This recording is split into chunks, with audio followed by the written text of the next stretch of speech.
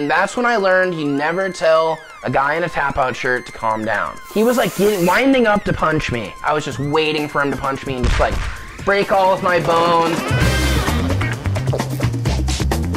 I'm Zach Holmes and I'm in Jackass Forever. It's in theaters soon. And this is the story about how I got drugged on mushrooms. I was going to this party at my friend's house in Indiana. It was the middle of the winter, really cold out. It's pretty much a blizzard. This random guy comes up to me. Hey, would you like a free eighth of mushrooms? Fuck yeah, I'd like a free eighth of mushrooms. That sounds awesome. I take it, he takes an eighth too. I'm just laughing way more. I'm seeing some tracers. I'm having a great time. Mushrooms are kicking in. A couple minutes later, after they kicked in, same guy comes up to me again. Hey, would you like a free eighth of mushrooms? I was like, holy shit. Didn't this just happen? He just hands me the eighth of mushrooms and I just take them. I'm seeing a lot more tracers now because I'm on 2/8 of mushrooms. Like every time I look each way, like everyone that I saw over here is over there now. And then this guy comes up to me again. It's like, hey, would you like a free eighth of mushrooms? This is the third time he's asked me if I wanted a free eighth of mushrooms. This was like some weird psychedelic version of Groundhog's Day. Because of the person I was at that time, I just took them. And now when these kick in, I'm really tripping balls now. The tracers are insane.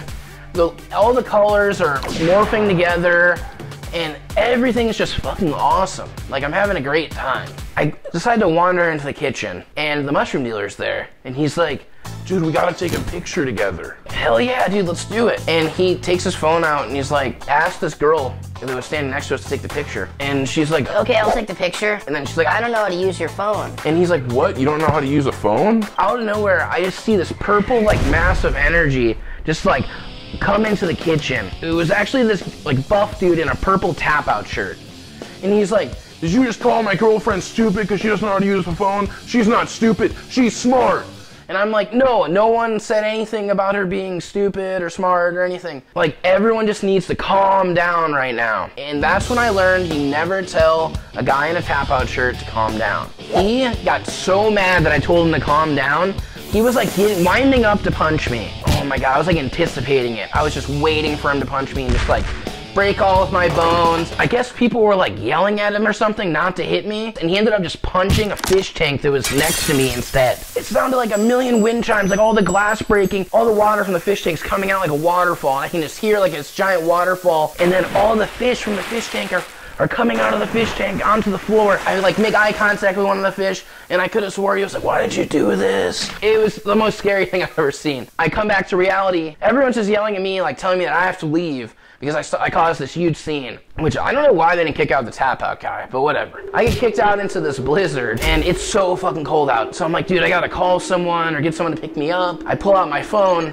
I have no clue how to use it at all. It is just like alien technology to me. So I was like, the only thing I can do is like, my friend's having a party on the other side of town, walk all the way over there. So I start walking, and all the snow is turning purple and blue and all these different colors. It just made it seem like I was in Hoth, like the Star Wars like planet. It was so crazy. Finally, I get to this guy's house, and it's like your stereotypical like black light, neon light teenager like basement scenario. This guy, he's like, hey, do you want some Liquid X? And me, I was like, yeah, sure, I'd love ecstasy. Took a drink of this vial of liquid. Everything started like changing colors a little bit more, and then everything started to get blurry, and then everything just went black. That's the last thing I remember being at that house. Okay, kids, learn from my dumbass. If someone says they have Liquid X, it is not liquid ecstasy. It is GHB, aka roofies. Next thing I know, I wake up, I'm still tripping balls, and I'm just starting to see everything. I'm in a taxi. The meter says it's $400 and the meter's still running. So I have no clue where I have been all night. I look over to the left of me, and the door of the taxi is open, and there's two like figures like yelling at me.